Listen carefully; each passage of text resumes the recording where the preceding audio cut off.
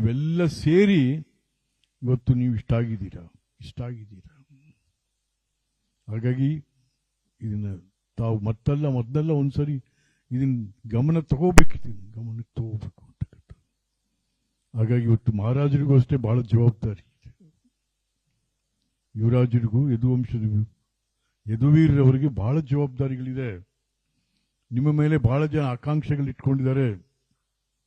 ನಾನಾದರೂ ಕೂಡ ಇವತ್ತು ಈ ಸಂದರ್ಭದಲ್ಲಿ ಬಹಳ ಪ್ರಮುಖವಾಗಿ ನೀವು ಕೊಡಬೇಕಾಗಿರ್ತಕ್ಕಂಥ ಆದ್ಯತೆ ಏನು ಅಂತಂದ್ರೆ, ಮೈಸೂರಿಗೆ ಪ್ರವಾಸೋದ್ಯಮ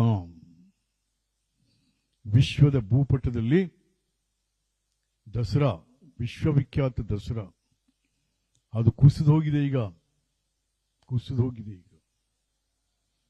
ಅದನ್ನ ಇವತ್ತಿನ ದಿವಸ ನಾವು ವಿಶ್ವವಿಖ್ಯಾತ ಮಾಡಬೇಕದನ್ನ ಕೇಂದ್ರ ಸರ್ಕಾರ ಮತ್ತು ರಾಜ್ಯ ಸರ್ಕಾರಗಳ ಜೊತೆಗೆ ಕೇಂದ್ರ ಸರ್ಕಾರ ಪ್ರವಾಸೋದ್ಯಮವನ್ನು ಇಲ್ಲಿ ಎಳ್ಕೊಂಡ್ಬರಬೇಕು. ಜಗತ್ತಿನ ಜನ ಇಲ್ಲಿ ಬರೋ ತರ ಮಾಡಬೇಕು. ಯಾಕೆಂದ್ರೆ ಮೈಸೂರು ನಗರ ಇದೆಯಲ್ಲ, ನಮ್ಮ ದಸರಾದಿಂದ ಮೈಸೂರು ನಗರ ಮತ್ತು ನಮ್ಮ ಜಿಲ್ಲೆ ಕಡಲೆಕಾಯಿ ಮಾರೋನಿಂದ ಹಿಡಿದು 5 ಸ್ಟಾರ್ ಹೋಟ್ಲ್ ತನಕ ವ್ಯಾಪಾರ ಆಗುತ್ತೆ. 1 ವರ್ಷದ ವ್ಯಾಪಾರ ಆಗುತ್ತೆ. ಇಲ್ಲಿ ಜನರು ಹೊಟ್ಟೆ ತುಂಬುತ್ತೆ ಇಲ್ಲಿ ದಸರಾ ಆಗೋದ್ರಿಂದ.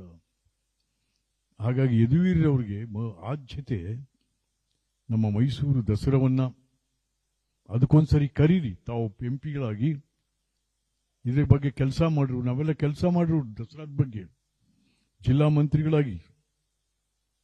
ಹಾಗಾಗಿ ಕರೆದಿದ್ದನ್ನ ಮಾಡಿ ನಿಮ್ಮ ಮೇಲೆ ಬಹಳ ಜವಾಬ್ದಾರಿ ಇದೆ ಅಂತಕ್ಕಂಥದನ್ನ ಈ ಸಂದರ್ಭದಲ್ಲಿ ತಮಗೂ ನೆನಪು ಮಾಡೋದ್ರ ಜೊತೆಗೆ ನಮ್ಮ ನೆಲ, ಜಲ, ನಮ್ಮ ವಿದ್ಯುತ್ ಶಕ್ತಿ, ನಮ್ಮ ವಿಶ್ವವಿದ್ಯಾನಿಲಯಗಳು, ಇದೆಲ್ಲೂ ಬಹಳಷ್ಟು ಸಮಸ್ಯೆಗಳು ಮೈಸೂರು ಇದ್ದಾವೆ. ಅದೆಲ್ಲದರ ಬಗ್ಗೆಯೂ ಕೂಡ ಎಲ್ಲರನ್ನು ಕರೆದು ಮಾತಾಡಿ ತಾವು ಅದನ್ನ ಕೇಂದ್ರ ಸರ್ಕಾರಕ್ಕೆ ಅಲ್ಲಿ ಮನವರಿಕೆ ಮಾಡಿಕೊಡ್ತಕ್ಕಂಥ ಕೆಲಸ ನಿಮ್ಮಿಂದ ಆಗಬೇಕಾಗಿದೆ. ಮತ್ತು ಇನ್ನು ಕುಮಾರಸ್ವಾಮಿಯವರು ಮಾಜಿ ಮುಖ್ಯಮಂತ್ರಿಗಳಾಗಿ ಆಗಿರುವಂಥವರು, ಪ್ರಧಾನಮಂತ್ರಿಗಳ ಮಗ, ನಿಮಗೂ ಬಹಳ ಜವಾಬ್ದಾರಿ ಇದೆ. ಏಕೆಂದ್ರೆ ನೀವು ನಮ್ಮ ಮೈಸೂರು ಜಿಲ್ಲೆಗೆ ಸೇರ್ಕೊಂಡಿದ್ದೀರಾ. KR ನಗರ, ಮಂಡ್ಯ ಲೋಕಸಭೆಗಿದೆ.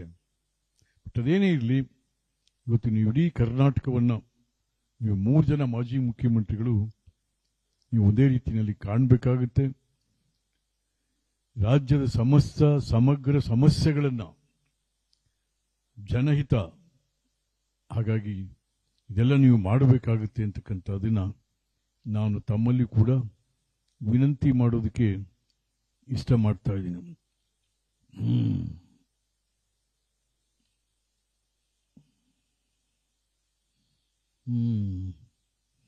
ಸೊ ಹಾಗಾಗಿ ಹೌದು, ನಾನು ಬಿಜೆಪಿ MLCನೇ ಹೌದು. ಆದರೂ ಕೂಡ ಕೆಲವಾರು ವಿಚಾರಗಳನ್ನ ನಾವು ಹೇಳಲೇಬೇಕಾಗುತ್ತೆ. ಹಾಗಾಗಿ ನಾನು ನಮ್ಮ ಮಾಧ್ಯಮಗಳ ಮೂಲಕ ಭಾರತ ಪ್ರಧಾನಮಂತ್ರಿಗಳನ್ನು ಮತ್ತು ವಿನಂತಿ ಮಾಡ್ತಾ ಇದ್ದೀನಿ, ದಯಮಾಡಿ ಈ ವಿಂಡಿಕ್ಟಿವ್ ಆಟಿಟ್ಯೂಡ್ ನಾವು ಬಿಟ್ಬಿಡ್ಬೇಕು. ನಾವು ಪ್ರಧಾನಮಂತ್ರಿ ಅಂದ್ರೆ 140 ಕೋಟಿ ಜನಕ್ಕೆ ನಾಯಕ. ದ್ವೇಷದ ಮನೋಭಾವನೆ ಇರಕೂಡದು. ನಮ್ಮ IT, EDಗಳು ನಮ್ಮ ಎದುರಾಳಿಗಳನ್ನ ಮಣಿಸೋದಕ್ಕಾಗಬಾರ್ದು. ಮಹಾತ್ಮ ಗಾಂಧಿಯವರ ಬಗ್ಗೆ ಲಘುವಾಗಿ ಮಾತಾಡಲೂಬಾರದು.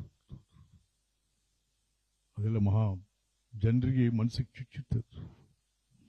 ಅದೇ ನಿಮ್ಮ ಮಾತುಗಳು ಜನರನ್ನ ಕಟ್ಟುವಂತಹದ್ದಾಗಬೇಕು. ಇವತ್ತು ಜನರ ಮನಸ್ಸುಗಳನ್ನ ಕಟ್ಟುವಂತ ಮಾತುಗಳು ನಿಮ್ಮಿಂದ ಬರಬೇಕು.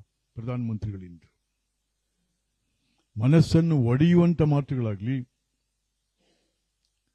ಧರ್ಮಗಳ ನಡುವಿನ ಬಾಂಧವ್ಯವನ್ನು ಮುರಿದೋಗೋ ತರ ಮಾತುಗಳಾಗ್ಲಿ, ಅದು ನಿಮ್ಮಿಂದ ಬರಬಾರದು. ಹಾಗಾಗಿ ನಾನು ಇವತ್ತಿನ ದಿವಸ ತಮ್ಮೆಲ್ಲ ಹಲವಾರು ಉದಾತ್ತ ಮನಸ್ಸುಗಳಿಂದ ಈ ದೇಶ ಸ್ವಾತಂತ್ರ್ಯ ಆಗಿದೆ. ಸ್ವಾತಂತ್ರ್ಯ ಪಡೆದ ನಾವುಗಳು ಕೂಡ ಉದಾತ್ತರಾಗಿ ಈ ದೇಶದ ಬಗ್ಗೆ ಕೆಲಸ ಮಾಡಬೇಕು ಅಂತಕ್ಕಂಥ ವಿನಂತಿಯನ್ನ ತಾವೆಲ್ಲರೂ ಕೂಡ ಭಾರತದ ಸಂಸತ್ತೆನ್ನುವ ಸಚಿವಾಲಯಕ್ಕೆ ಹೋಗ್ತಾ ಇದ್ದೀರಾ. ನಿಮ್ಮಲ್ಲಿ ಇದೆಲ್ಲದರ ಬಗ್ಗೆ ಕೂಡ ನಾನು ವಿನಂತಿ ಮಾಡ್ಕೊತಾ ಇದ್ದೀನಿ. ನಮಸ್ಕಾರ.